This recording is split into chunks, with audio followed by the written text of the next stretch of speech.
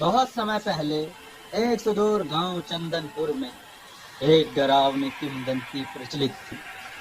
गांव के पास घने जंगल में एक खंडहर था जिसे लोग पिचासगढ़ कहते थे। इस खंडहर में ब्रह्म पिचास के वास की कहानियां सुनाई जाती थी। ब्रह्म पिचास एक ऐसा भूत था जो अपनी अधूरी इच्छाओं के कारण न केवल जंगल बल्कि गांव वालों के जीवन को भी भयभीत कर रहा था। चंदनपुर के लोग पिचासगढ़ के पास जाने से डरते थे। शाम होते ही लोग अपने घरों में दुबक जाते थे। गांव में कई अजीब घटनाएं घटती थी। रातों में चीखें सुनाई देती, लोगों के मवेशी गायब हो जाते और कई बार गांव वालों को खून के धब्बे दिखाई देते। गांव के बुजुर्ग बताते थे कि कई साल पहले इस जगह पर एक पंडित दयानंद शर्मा रहा करते थे। वे महान विद्वान थे, लेकिन उनका स्वभाव क्रूर और अहंकारी था। अपने ज्ञान का दुरुपयोग करते हुए उन्होंने कई निर्दोष लोगों को तंत्र मंत्र के लिए बलि चढ़ा दिया। उनकी आत्मा इस पाप के कारण मुक्त नहीं हो सकी और ब्रह्म पिचास बन गई। ब्रह्म पिचास की उपस्थिति के कारण गांव में फसलें खराब हो रही थी, बच्चों की तबीयत बिगड़ने लगी थी और हर दिन कोई न कोई डरावनी घटना घटती थी। गांव वाले इससे परेशान होकर एकत्रित हुए और इस घटना का समाधान खोजने का निर्णय लिया। गांव वालों ने पास के शहर से एक प्रसिद्ध तांत्रिक वसुदेव को बुलाया।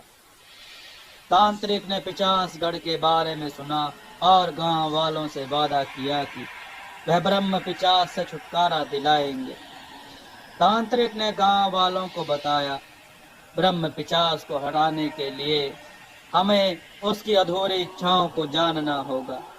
यह आसान नहीं होगा क्योंकि वह बेहद शक्तिशाली है। तांत्रिक वासुदेव अपने शिष्यों के साथ पिचासगढ़ पहुंचे।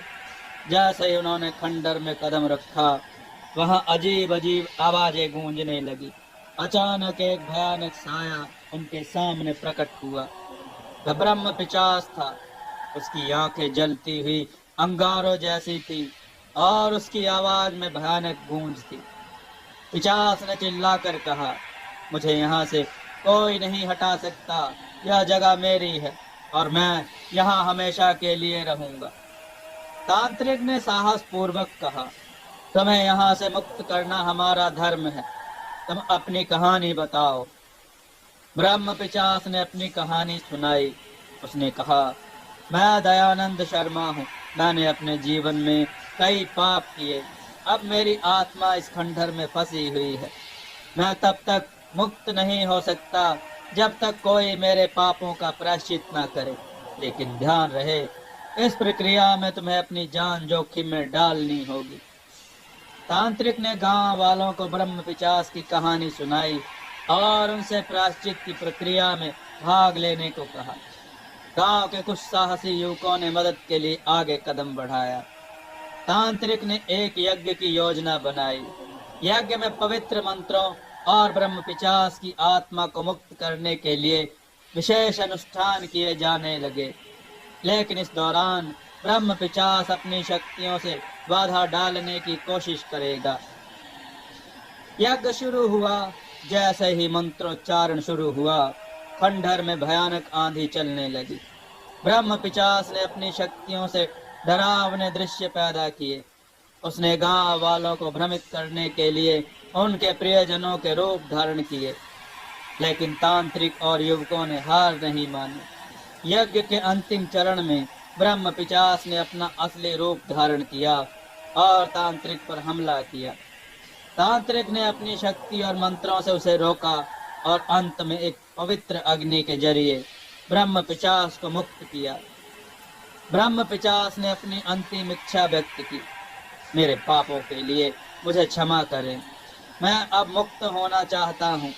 तांत्रिक ने उसे आशीर्वाद दिया और उसकी आत्मा शांत हो गई।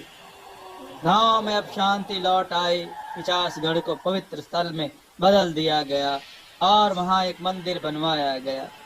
गांव वालों ने मिलकर इस घटना को याद रखने के लिए हर साल एक उत्सव मनाने का निर्णय लिया।